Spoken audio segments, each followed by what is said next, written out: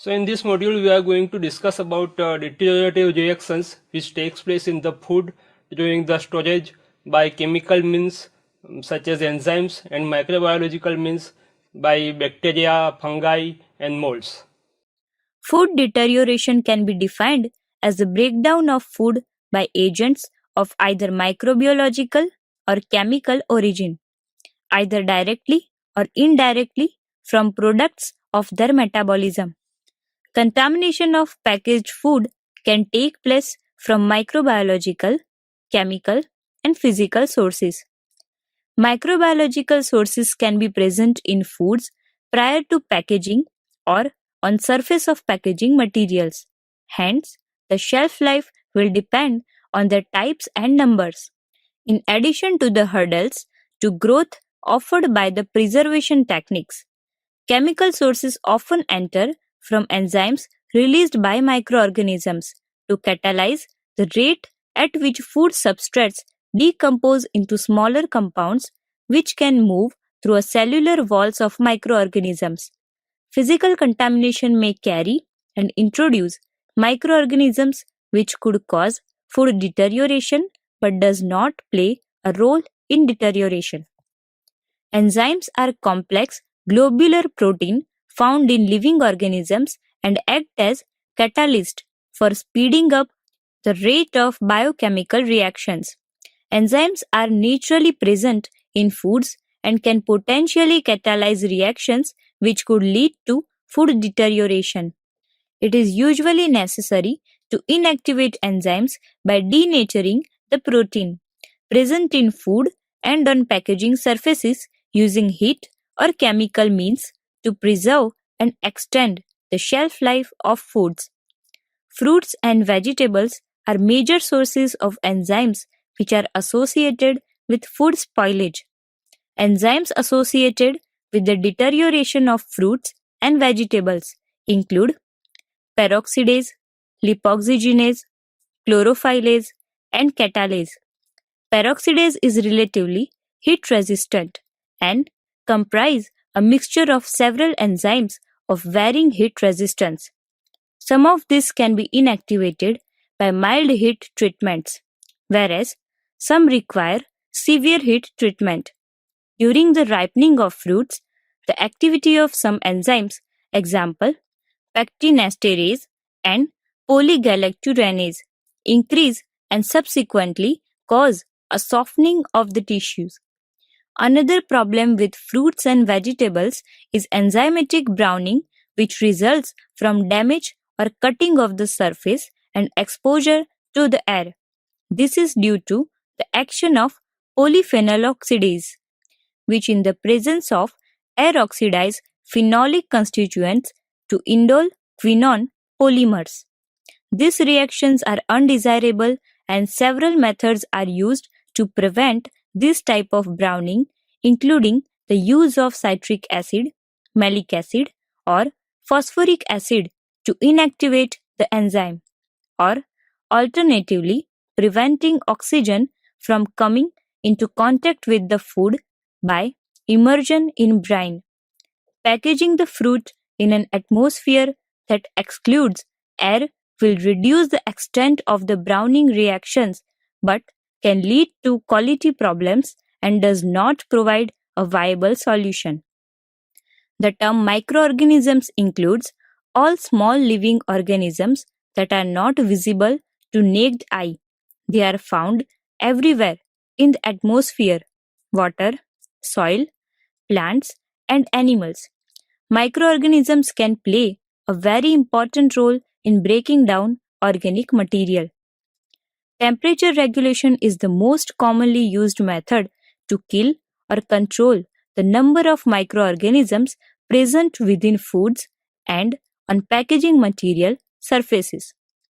5 categories of temperature sensitive microorganisms are used to define the preferred temperature range for their growth. Psychrotropic, cold tolerant, which can reproduce in chilled storage conditions, sometimes as low as 4 degrees Celsius, having evolved to survive in extremes of cold. These are the easiest to destroy by heat.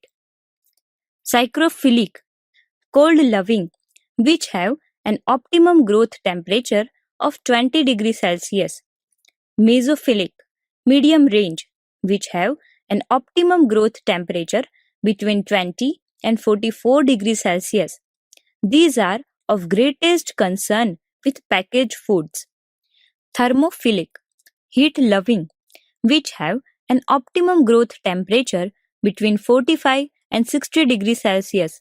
These organisms are of concern if packaged foods are produced or stored in temperature climate. Thermoduric, heat enduring, which can survive below 70 degrees Celsius but cannot reproduce at these temperatures. Bacteria are single-celled microorganisms that normally multiply by binary fission, which are they divide into two cells following a period of growth. If conditions are favorable for reproduction, one bacterium can divide into two by fission so that after 11 hours they can be more than 10 million cells. This is a level where organoleptic spoilage of the food is apparent due to production of flavors, unpleasant odors, and slime, or it can result in toxin release. There are 4 stages in bacterial growth. Lag phase, during which the bacteria are acclimatizing to their environment, which can be several hours long. Log phase, during which reproduction occurs logarithmically for the first few hours.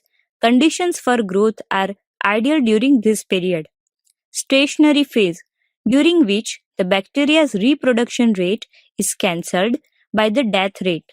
Mortality or decline phase, during which exhausted nutrient levels or the levels of toxic metabolites in the environment prevent reproduction, with the result the bacteria gradually die off.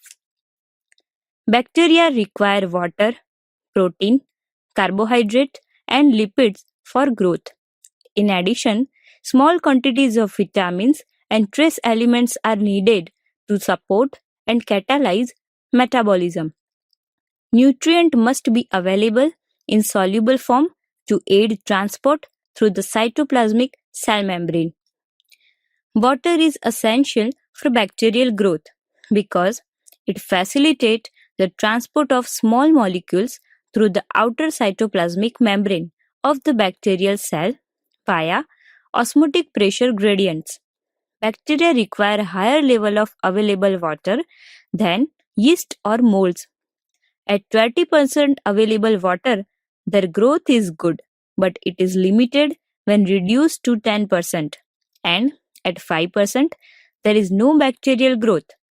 The available water or water activity is the amount of free water in a food and excludes moisture that is bound and unavailable for the microorganisms to use.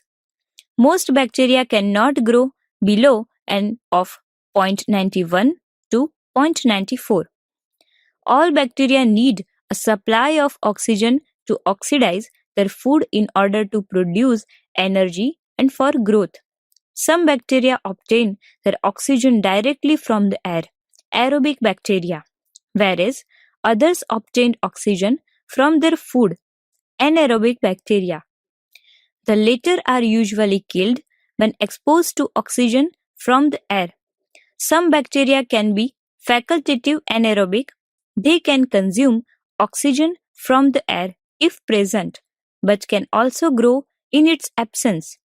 Adjusting the atmosphere above packaged food is used as a means to prevent bacterial growth, typically in combination with chilled storage as a further hurdle to growth. This allows foods to be manufactured with minimal or no heat processing, yet delivers an extended shelf life. Light is not an essential requirement for bacterial growth because the cells do not synthesize food using light energy. Light has a destructive effect on bacteria because of ultraviolet UV component that cause chemical changes in the cell protein. Bacteria grow in condition where light is excluded. This effect is utilized by using UV light to sterilize bottled water, where the limitation of transparency is not a restriction. Clostridium botulinum is a spore of former that is of concern to the heat-processed foods sector because of the resistant nature of resulting spore and the deadly toxin produced by the bacteria C. botulinum. Spore will germinate if the pH is above 4.5 and there is an absence of oxygen, that is, anaerobic condition. Since it is the most heat-resistant and lethal pathogen, all sterilization processes used to kill it will also destroy the other less heat-resistant pathogens. Several bacteria need consideration when designing a packaging and processing line. Of primary concern from a public health perspective are those that produce toxins such as C. botulinum, Listeria monocytogenes, Salmonella, Escherichia coli, Staphylococcus aureus, Bacillus cereus, and Campylobacter. This can be controlled by the use of sterilizing solution and or heat with the aim to achieve the condition of commercial sterility for the packaged food. The most lethal of this is C. botulinum, which produce a toxin that attacks the nervous system. Listeria is another bacterium that can survive and grow at low temperatures, but fortunately, it is killed by mild temperatures. The process used to achieve a 6-log reduction in Listeria is 70 degrees Celsius for 2 minutes, a process also applicable to Salmonella and E. coli. The group of bacteria referred to as aerobic pathogens. Not all bacteria are pathogenic or the cause of food spoilage.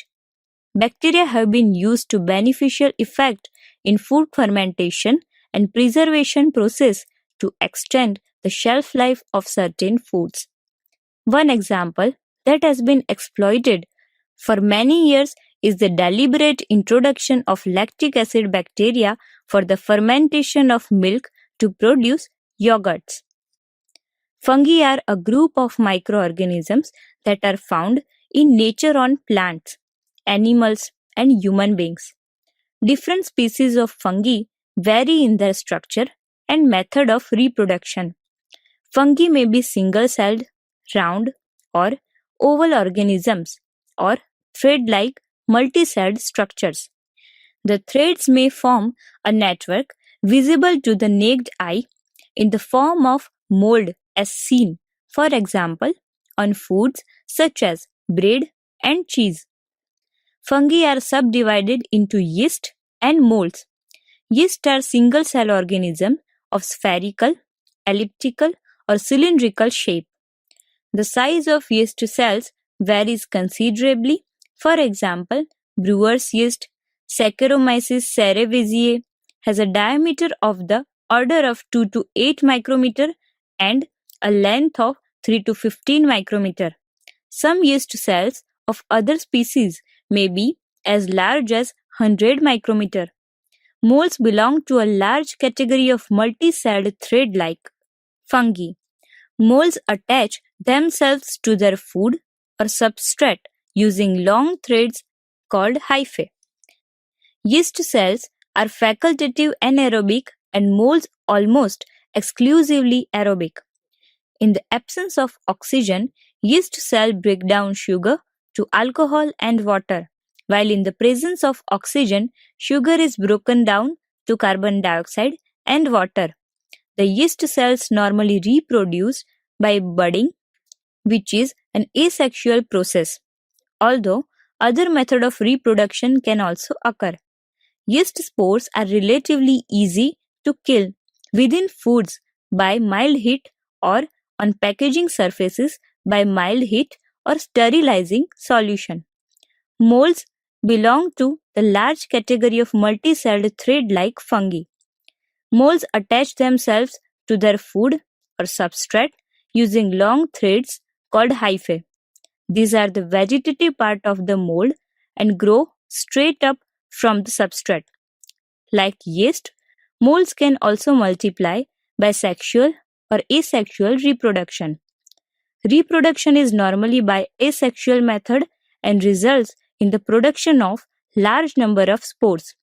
Sexual reproduction tends to be in response to changing environmental conditions, although this is not necessarily the case.